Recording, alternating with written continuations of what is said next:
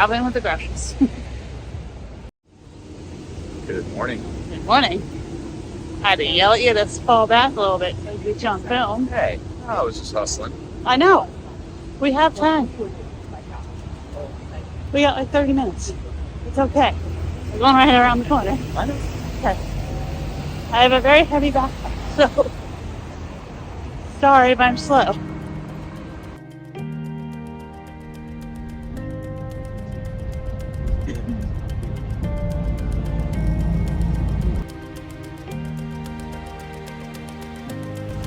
Made in the bus. With the terrible fine. Now we know. Go for the colored bus. Rain early. Yeah. It's good. It's always bittersweet to leave a vacation, and this time was no different. Always working. Truth though, we were ready not to scramble a little.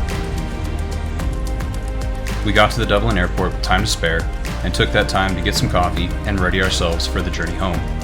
We went downstairs to the bag check and dropped our backpacks. Do you remember that little video about adding an AirTag to your bags? This is the proof of why you should. I should clarify, if you're traveling light-ish, you should try to carry your stuff with you. In our case though, we had to check bags because of the couple bottles of whiskey that were coming back. So the AirTag went in that bag for sure. Little did we know, this would be the last time we saw our bags for almost 10 days.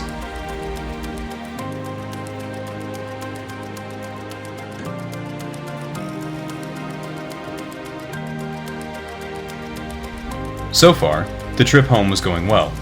We knew where our stuff was, we had time to get to the gate, and things were going swimmingly. When it was time to board, we got on the plane with no issue. So far, doing much better than 6 days ago. As the saying goes, all good things must come to an end.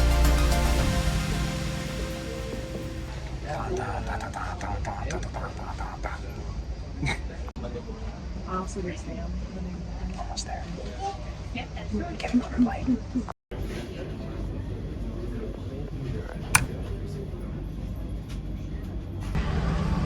Here we go again.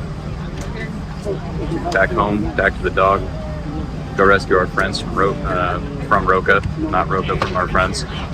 We'll see you on the other side. Let's hop the pond and check in with you from Dallas again.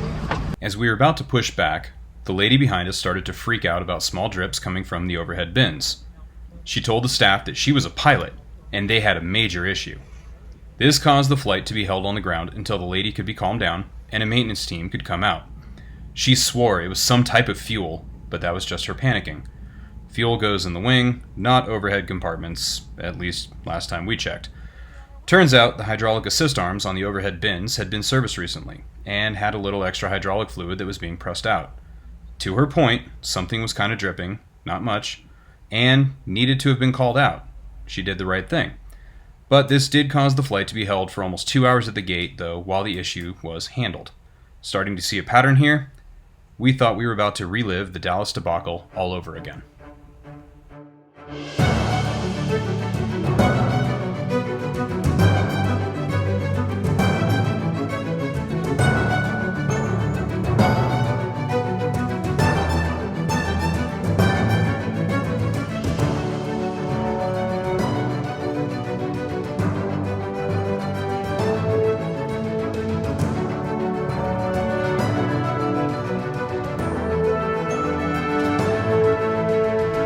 A handful of uneventful hours later, we landed in Dallas, and being that we were almost an hour and a half late, we started running for our gate.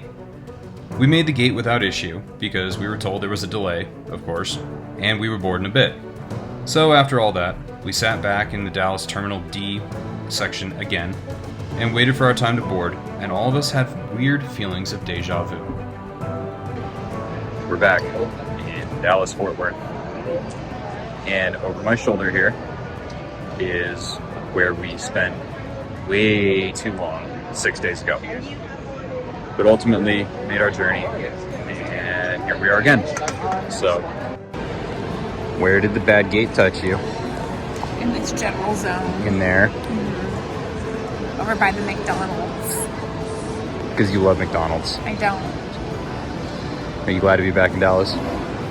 yes and no. 'Cause it means Okay. we're almost home, but we're in Dallas, and it was not as anticipated last time. It's not going to happen again. We hope. Go. As we got called to board, we knew the flight was late, but at least the plane was ready and seemed to be without issue. We got on, got seated, and settled in. This is when we started to check the AirTag location every few If minutes. you haven't already fastened your Here's to seatbelt, open our bags. We're insert the gonna make metal it to end set. into the buckle and pull the strap so it's tight across your hips. They will. To open You see, when we landed, the bags weren't unloaded for almost an hour. Then they were moved to a different terminal. We thought that meant they were heading for our plane that had already been delayed and were going to be loaded. As the cabin crew prepared for departure, the bags hadn't moved. We flagged down one of the cabin crew and asked if they were still loading. He explained that the app was sometimes glitchy. We showed him it wasn't an app, but it was an AirTag that was broadcasting in real time, and the bags were still 2 terminals away. He said he would go check. 4 minutes later, they pushed back from the gate. So much for checking. So as the flight taxied away from the terminal and began its takeoff, we watched on our phones as the bags were left behind us in Dallas.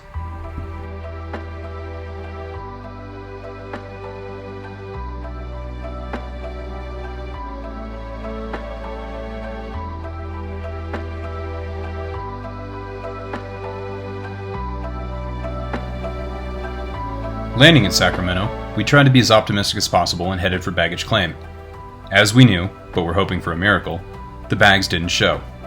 So we went through the process of filing claims for the lost bags. Well, looks like those bags didn't make it. So if you look right there, that's the Tower of Lost Luggage in Sacramento. We made it. Our bags did not. Stay tuned to see how the check bag saga continues. Yeah. Sometimes situations should come with a dun dun dun track. Ash and I filed our claim on the app as instructed, and Katie did hers on paper. We had no idea how much of a cluster this would turn out to be. Check out our story on Thursday as we go over how the bags got back to us, the phone call with the airline that refused to deliver the bags, and how they actually finally came to be back in our possession.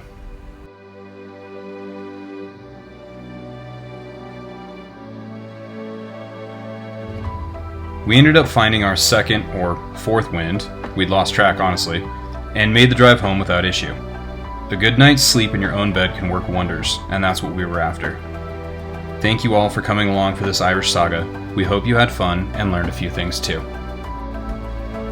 Until next time, y'all. Cheers.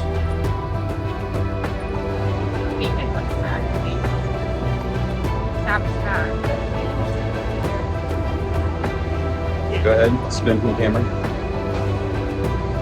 That was a fast spin.